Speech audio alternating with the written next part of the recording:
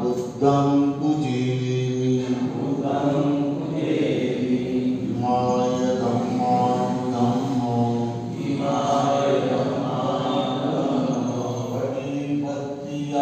वटिपत्या धम्मं पूजयामि EMI धम्मां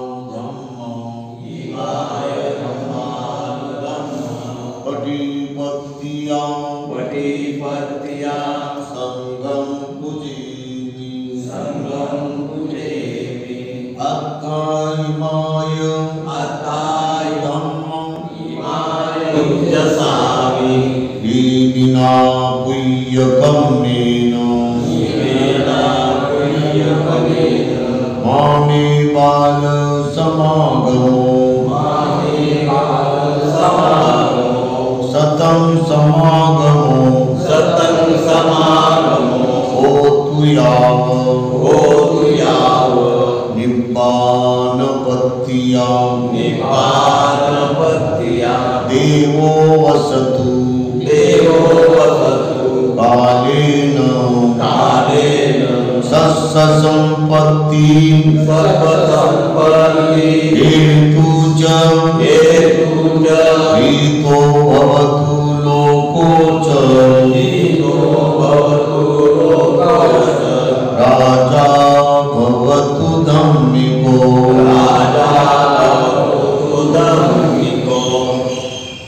EMI Buddha पूजाय कथाय शुद्ध चेतसां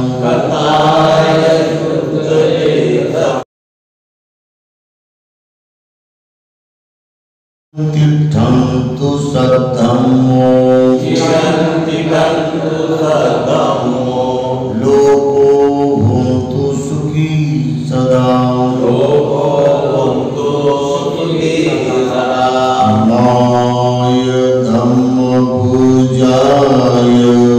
EMI धम्मपूजाय कथाय शुद्ध चेतसां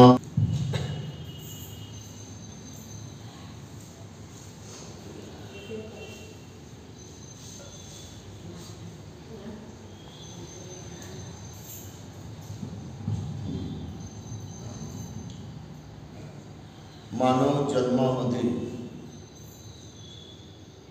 आपण आल्यानंतर आपलं मानव जन्माचा उद्देश पूर्ण करण्यासाठी अनेक अडथळे येतात. प्रत्येकाला अडथळे येतच असतात. कोणतंही काम करताना अडथळ्याशिवाय ते काम परिपूर्ण होत नाही. अडथळे किंवा अडचणी येणं किंवा आपल्या कामामध्ये बाधा येणं हे एक प्रकारचं या कामातलं मार्ग देण्याचं काम आहे.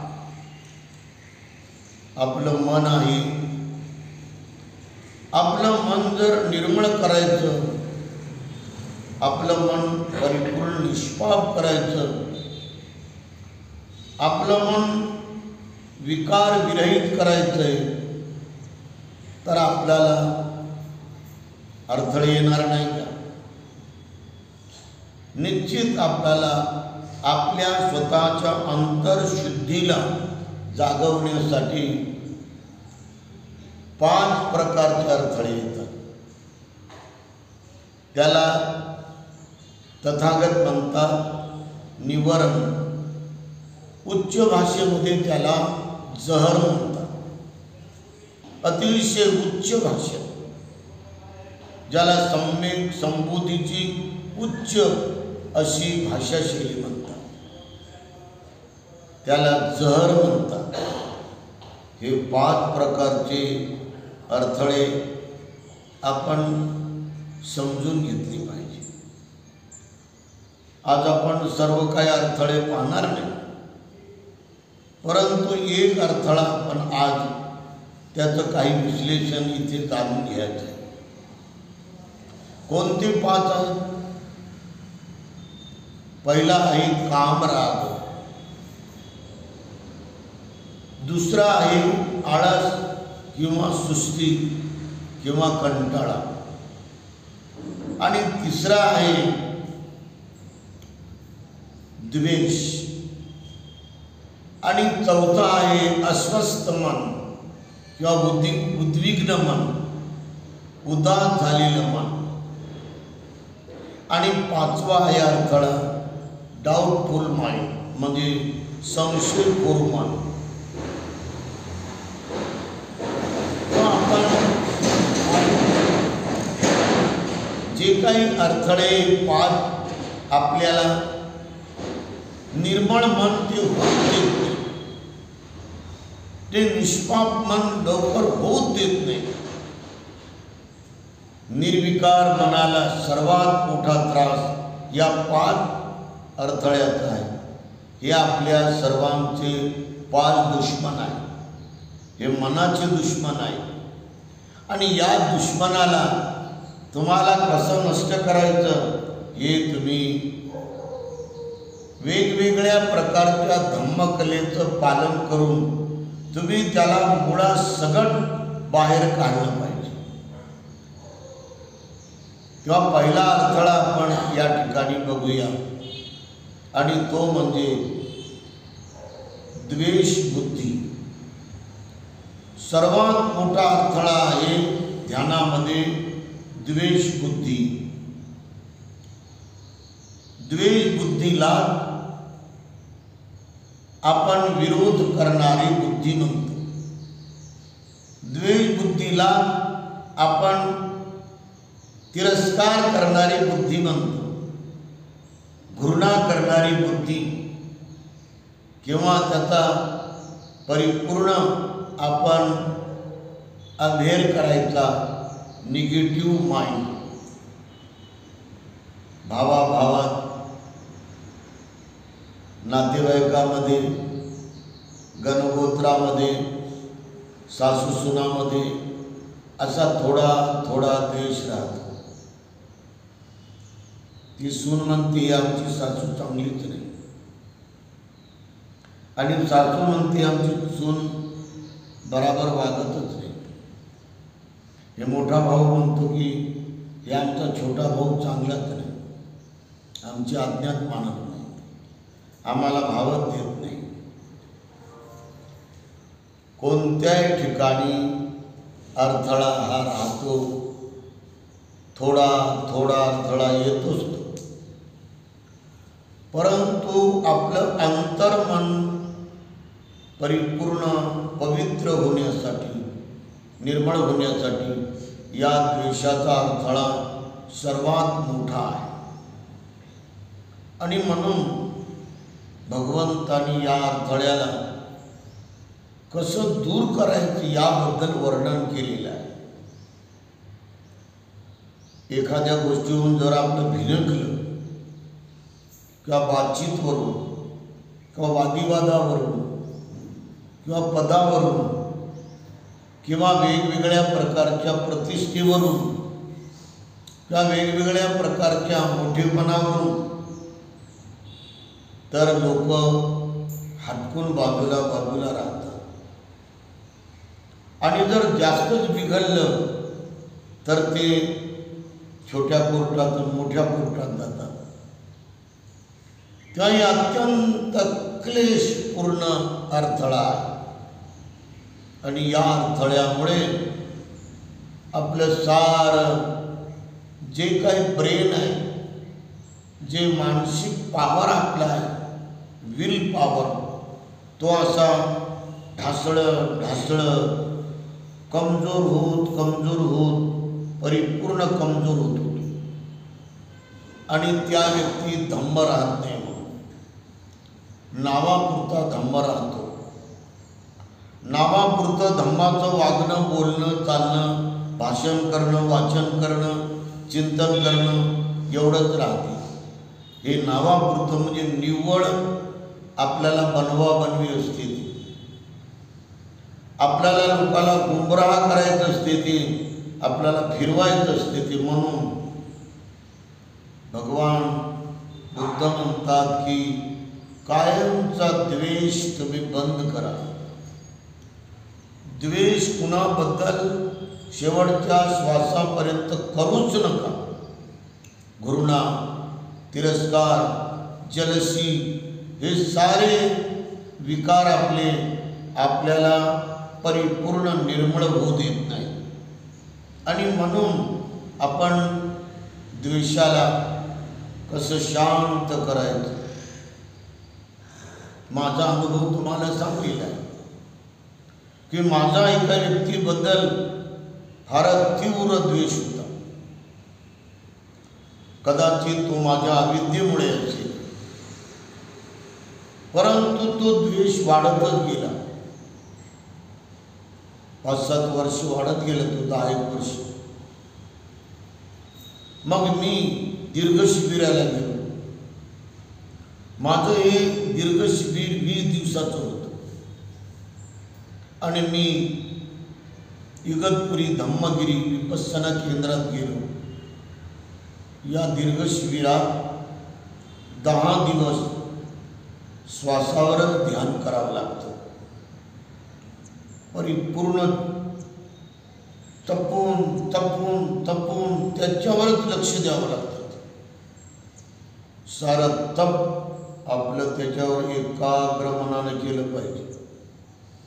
जितकं जास्त आपण तीव्रतेनं करतो, जास्त आपण जाणीवपूर्वक करतो, तेवढं आपलं चित्त त्यामध्ये एकाग्र होते. आणि माझं ध्यान 10 दिवस मी इकडे तिकडे भटकू दिलं नाही. माझं मन कुठं चिंडायला जाऊ दिलं नाही त्याला, किंवा अशी डुलकी पण लागू दिली नाही. माझी समोरची बाजू आणि बॅकसाईड हे दोन्ही असे सरळच राहिले.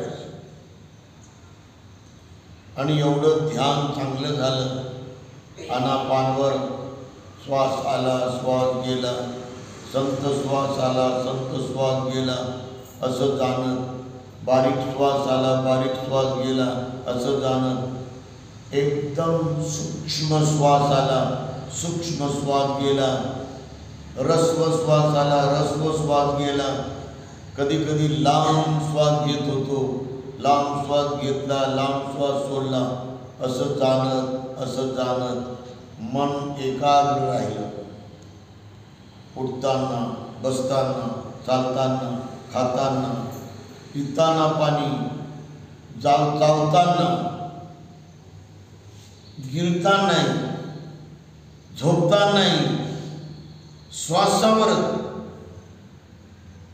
आणि भगवान बुद्धाच्या ज्ञानाप्रमाणे आणि दिग्निकाय या पाली ग्रंथातील मराठीमध्ये आलेल्या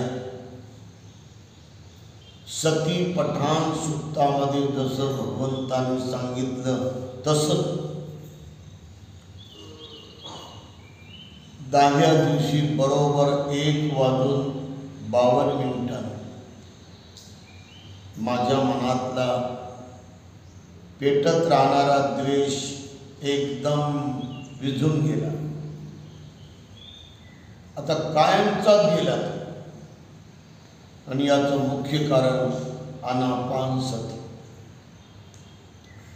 कोणताही तुम्हाला जर विकार त्याला शांत करायचं, त्याला कायमचं खतम करायचं, की जो तुम्हाला त्रास देतो, जो तुम्हाला बेचैन करतो, जो तुम्हाला अस्वस्थ करतो, जो तुम्हाला शांत परेशान करतो रात्री बेरात्री, त्याला श्वासावर प्रदीर्घ शिबिरामध्ये तुम्हाला शांत करता येतं.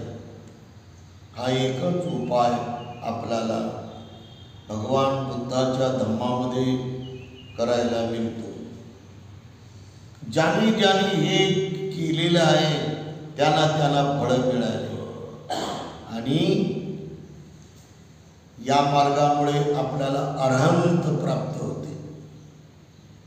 म्हणजे हा द्वेष सर्वात उच्च सुख मिळायला, सर्वात चांगला माणूस बनायला, सर्वात चांगला साधक साधिका बनायला आपल्याला फार मोठा अडथळा आहे. तो मोठा विषाचं काम करतो तो. आणि तुम्हाला माहीत आहे की विषाचा एक जरी थेंब जिभेवर पडला तर माणूस राहतो का? कायमचा जातो. असा हा द्वेष आहे. याचं महत्त्व एवढं वाईट आहे. म्हणून काही काही लोक जे द्वेषानं पेटतात आणि द्वेषामध्ये क्रोधाक्रोधानं डोळे वासवासू पाहतात, डोळे वटारू वटारू पाहतात. शेजारी शेजाऱ्याचं तुम्ही बघता. आणि जास्त जर अनावर झाला द्वेष आणि जास्त अनावर झाला क्रोध तर जाऊन 2-4 लावतात पूर्णपणे थापडा, नाहीतर त्याच्यावर काठ्या लावतात, नाहीतर कधी कधी दगडच घालतात. एवढा जोरानं दगड मारतात की लोक हे याच्यात खोबरंच होऊन जातं, मेला म्हणतात. बरेच लोक हे अतिद्वेषानं अतिक्रोधानं कुऱ्हाडी मारतात, पिस्तूलनं गोळ्या मारतात. अशी प्रचंड हानी होत असते. आणि म्हणून ज्ञानबा तुकाराम म्हणणारे लोक, सोबत असणारे भाऊ, सोबत असणारे नातेवाईक 50-60 वर्षे त्यांचं जिंदगी त्याच्यात गेली आणि शेतावरलं भांडण एवढं वाढलं की हा दुरा माझ्याकडे आहे, तुझ्याकडे नाही. आणि याच्यावर एवढं भांडण झालं की शेतातच त्यांनी कुऱ्हाडीनं त्याची मान तोडून टाकली. मग ज्ञानबा तुकाराम विठ्ठला विठ्ठला विठ्ठला, याचा काही फळ आहे का याचं काही? आणि म्हणून आपण सर्वजण कोणाचाही द्वेष शेवटच्या श्वासापर्यंत करू नये. दुसरा एक उपाय आहे. भगवान म्हणतात दुश्मनावर पण तुम्ही मंगल मैत्री करा. अगोदर स्वतःवर करा. मी सुखी हो, मी निरोगी हो, मी दीर्घायू हो, मी दुःखमुक्त हो, मी भयमुक्त हो, मी व्याधीमुक्त हो. त्यानंतर तुम्ही आपल्या परिवारातील, आपल्या वस्तीतील सर्वांवर करा. माझे परिवाराचे सारे सदस्य, माझ्या वस्तीतील सारे लोक सारे सुखी हो, सारे दुःखमुक्त हो, सारे भयमुक्त हो, सारे व्याधीमुक्त हो, सारे निरोगी हो, सारे निर्गर्वी हो, सारे निर्वैरी हो.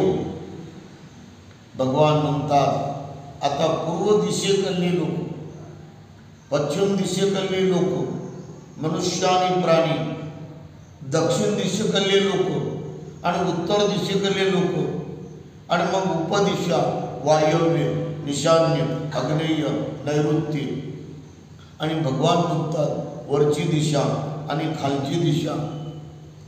या सर्व दिशेमध्ये श्रीली मनुष्य आणि प्राणी सारे सुखी हो, सारे दुःखमुक्त हो, सारे भयमुक्त हो, सारे रोगमुक्त हो, सारे मनुष्य प्राणी निर्वैरी हो, सारे मनुष्य प्राणी निर्गर्वी हो. सर्वांचं जीवन सुखी हो, सर्वांचं मंगल हो, सर्वांचं मंगल हो, सर्वांचं मंगल हो. तो दुश्मन सुखी हो, तो वैरी सुखी हो, तो वैरी सुखी हो, तो विरोधक तोही सुखी हो. अशी पण मंगल मैत्री करा. माझा हा दुसरा अनुभव आहे. मी भीमनगरात राहत होतो, भावशिंगपुऱ्यात. तिथे माझी कुटी होती. तेव्हा ते नवं नगर असल्यामुळं तिथं एक पुतळा भगवंताचा, एक पुतळा बाबासाहेबाचा, त्याच्यावर पत्र होते, मागून भिंत होती, त्याच्या मागं माझी विपස්සना कुटी होती. मी तिथे असंच लोकांना शिकवत होतो. आणि त्या एरियाचा एक नगरसेवक होता आणि त्याचं नाव होतं प्राध्यापक गांगुर्डे. तुम्हाला आठवत असेल, ते doctor Babasaheb Ambedkar art and commerce कॉलेजला समाजशास्त्र शिकवायचा. आणि तो सकाळी सकाळी एक ग्लास अमृत पियाचा, नशा दारूची. आणि मग तो संध्याकाळी यायचा आणि 10-12 लोक बसून असं 4-5 गावठी एवढ्याल्या बॉटल आणून दारूच्या, खरमुरे आणि आणखी काही चिवडा खाऊन ते पित राहायचे. आणि माझा विषय तर ते जास्त आणायचं. तुम्हाला माहीत आहे का म्हणे, ती भंतीची खेमदमो रंगवी सायकलनं चालू लागला म्हणे, आणि त्याने सायकल सोडून दिली हो, आणि एका मुसलमानाच्या पोरीच्या एकदम अंगावरच तो पूर्णपणे चालला. आणि असं ते खूप निंदा करायचा. तर मला अशी विद्यार्थी सांगायची. तर मी म्हणत होतो, बा सरांना सांगा की एक टांगा करा, त्याच्यावर 2 भोंगे बांधा, एम्प्लिफायरसोबत घ्या, माईकमध्ये सांगा इकडे तिकडे भंतीची काय करतो. तर मी कॉलेजला जात असताना माझी आणि त्यांची भेट हे रस्त्यात व्हायची. तर मला पाहून असे हात जोडायचे. मी म्हणत होतो, जय भीम सर. उगा म्हणत होतो, मी का कोणाला जय भीम करत नाही, परंतु त्याचा मन उल्हास येतो रे, सर जय भीम. तर यामुळे त्याचा जो काही तिटकारा होता, द्वेष होता, कमी कमी कमी होत गेला. तो बेचारा एवढा पियाचा की त्याला स्त्री मातेबद्दल, मुलीबद्दल कोणताच पूर्णपणे आदर नव्हता. ज्या बाजूला टॉयलेटला महिला मंडळ जायचं, त्याच्या मागच्या बाजूला तो जायचा. बाय म्हणायची, याला दुसरी काही जागा दिसत नाही का. आणि एक दिवस भालेरावच्या इथं जन्मदिवस होता, आणि त्याला बोलवलं बघा, आणि खुर्चीवर बसवलं, आणि बाया अशा बसल्या, आणि प्रत्येक बाईनं आपली चप्पल काढली आणि त्याच्या उरावर अशी रप तोंडावर मारली. त्याच्या जिवंतपणी पण त्याला कोणी आदर दिला नाही. मरताना खूप दुःखात मेला, खूप दुःखात. त्याची बायको म्हणा, त्याला लवकर ने, लवकरात लवकर न्यायला, ठेवू नका, त्याचा वास येऊ लागला. त्याच्या कोणत्या हातावर किंवा कोणत्या अंगावर जर नुसती सुई मारली तर त्याच्यातून अल्कोहोल यायचं. आणि मी पण त्याच्या अंत्यविधीला गेलो होतो, परंतु सुखानं त्याला मरण आलं नाही. त्यामुळं तुम्ही कुणाचाही जरी तिरस्कार केला, घृणा केली, जलसी केली, द्वेष केला, तर तुम्हाला फार मोठा मानव जन्माचा धोका होऊ शकतो. सुखानं मरण येणार नाही. सर्वांचं मंगल हो, सर्वांचं मंगल हो, सर्वांचं मंगल.